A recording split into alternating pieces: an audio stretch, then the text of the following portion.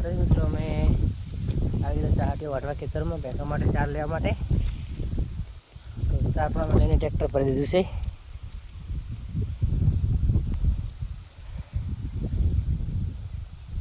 આ છે અમારા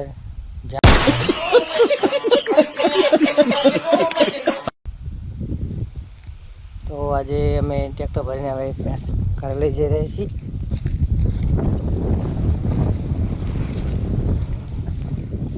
અને પાછો વરસાદ પણ ચાલુ થઈ ગયો તો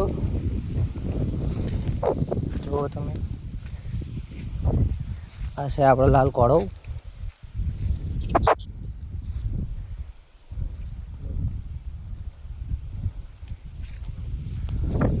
અને આ છે આપણું ઘાસ માટે લીલું.